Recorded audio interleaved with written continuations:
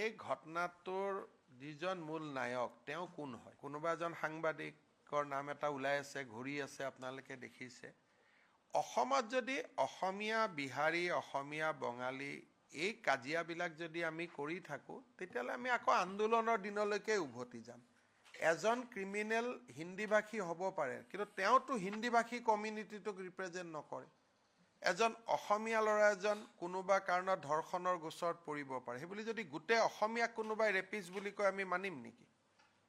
সেইকাৰণে যিটো অসমত এজন বিহাৰী অসমীয়াৰ কাজিয়া লাগিলে গোটেই বিহাৰী জাতিটোক টানি আনা, অসমীয়া জাতিটোক টানি আনা, এইটোতো কোনো কাৰণেই সমৰ্থনযোগ্য নহয়। তেওঁ যদি মিটিং কৰি যে মই সকলো বিহাৰী ৰাইজৰ হৈ এই কাজিয়াখন কৰিছোঁ, তেতিয়া বেলেগ কথা।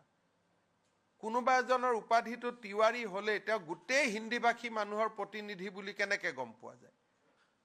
এইবিলাক কৰিলে কি হ'ব? আমাৰ আজি আপোনালোকে এইটো জানি ল'ব যে অসমত যিমান হিন্দীভাষী থাকে তাতকৈ বেছি অসমীয়া ল'ৰা বাহিৰত থাকে। এই কথাবিলাক আমাৰ অসমৰ সাংবাদিকসকলে আপোনালোকেও এইবিলাক লিখালিখি কৰে। যদি ভাৰতৰ মানুহে কয় যে আপোনালোকৰ 25 লাখ মানুহ ঘূৰাই লওক, 25 লাখতকৈ বেছি অসমীয়া আজি অসমৰ বাহিৰত আছে। এই কথাবোৰ আমি পাহৰি যাওঁ অসমত থকা মানুহখিনি। আজি বাংগালোৰ, হায়দৰাবাদ আপুনি যাব নোৱাৰে, গামোচা এখন লৈ যাওক, গোটেই ৰাস্তাই ৰাস্তাই আপোনাক মাতিব। গতিকে এই বস্তুটো ঠিক বস্তু নহয়। কোনোবা যদি বিহাৰী সংগঠন এটাই বা হিন্দীভাষী সংগঠন এটাই প্ৰস্তাৱ লৈ আমাক আক্ৰমণ কৰে, তেতিয়া বুজি পালোঁ। দুজন ক্ৰিমিনেলৰ কাজিয়াটো অসমীয়া বিহাৰী কেনেকৈ হ'ব পাৰে? তেতিয়া অসমীয়া কাজিয়া লাগিলে আমি কি বুলি ক'ম? তেতিয়া ক'ম এইটো কলিতা আৰু বামুণৰ ফাইট, যদি দুজন কলিতা আৰু বামুণ হয়। কালি যদি দুজন মিচিং আৰু ৰাভা হয়, আমি ক'ম মিচিং ৰাভাৰ ফাইট। এইটোতো বহুত সৰু ৰাস্তা এটা, আৰু এইবিলাকত আটাইতকৈ বেছি চলায় কোনে চলায়? আটাইতকৈ সন্দেহযুক্ত বাংলাদেশৰ পৰা অহা মানুহখিনিয়ে এইখিনি বেছিকৈ প্ৰচাৰ কৰা আৰম্ভ কৰে। আজিলৈকে কোনোবা এজন, যিটো নলবাৰীত ঘটনা হ'ল, কোনোবা হিন্দীভাষী এজনে আজিলৈকে কৰা উদাহৰণ আছে নেকি? কোনোবা বঙালী ভাষী এজনে কৰা উদাহৰণ আছে নেকি?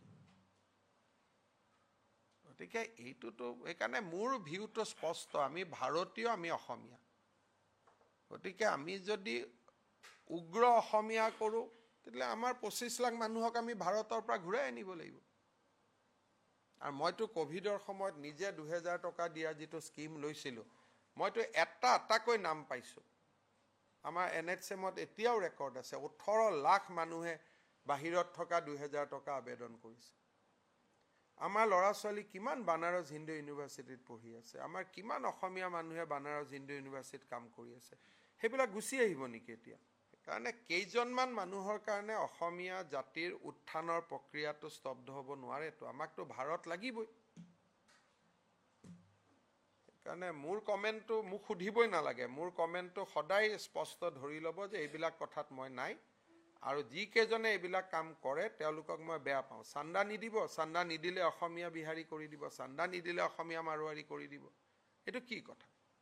আমাৰ কোনটো ছোৱালীক আজিলৈকে তেওঁলোকে ধৰ্ষণ কৰিছে মোক কওকচোন? ক'ত আজিলৈকে ৰেকৰ্ড আছে? কোনোবা আজিলৈকে ৰেকৰ্ড আছে নেকি মাৰোৱাৰী মানুহে আমাৰ অসমীয়া ছোৱালীক ধৰ্ষণ কৰা, হিন্দীভাষী মানুহে? কিন্তু যোনে ধৰ্ষণ কৰা কেছ এটা হয়, তাৰপিছত অসমীয়া বিহাৰী এটা লগাই দিয়ে, দি পেলাই তেওঁলোকে কাজিয়াখন, আমাৰ খংটো ডাইভাৰ্ট কৰিব খোজে।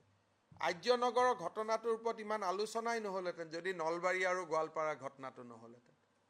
নলবাৰী আৰু গোৱালপাৰাৰ ঘটনাৰ পৰা ডাইভাৰ্ট কৰিবৰ কাৰণেই এই আৰ্যনগৰৰ ঘটনা, এইটোতো চান্দা তোলা কেছ এটা আছিলে।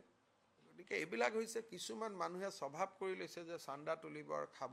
এইটোতো পিয়'ৰ চান্দা তোলাৰ কেছ এটা আছিলে। মইতো পুলিচক বাৰে বাৰে সুধিছোঁ, আৰু পুলিচজন জনজাতীয় মানুহ, বলিন দেউৰী, তেওঁক মই বাৰে বাৰে সুধিছোঁ, ইয়াত অসমীয়াৰ এটা AIত নাম এটা লগাই দিব, অসমীয়া গো বেক। আৰে AIত আজিকালিতো যোনে তোনে আৱাজ লগাব পাৰে, এইবিলাক কৰিব নাপায়। অসমখন বহুত আগবাঢ়ি গৈছে, আৰু এতিয়া এইবিলাক কেইজনমান মানুহৰ যদি অসমীয়াগিৰি কৰিব লাগে, ডাক্তৰ হৈ, IAS অফিচাৰ হৈ, IPS অফিচাৰ হৈ, আমি তেনেকৈহে অসমীয়াগিৰি কৰিব লাগে। আজি অসমীয়াগিৰিৰ আটাইতকৈ ডাঙৰ উদাহৰণ হ'ল আমাৰ চেল্ফ হেল্প গ্ৰুপৰ আই মাতৃসকল। কেনেকে অসমীয়া জাতি উঠিব লাগে আজিতো আমাৰ মহিলাসকলে দেখুৱাই আছে দিনে ৰাতিয়ে কাম কৰি আৰু তেওঁলোকৰ নামতো কোনোবাই গান বনাই দিয়ে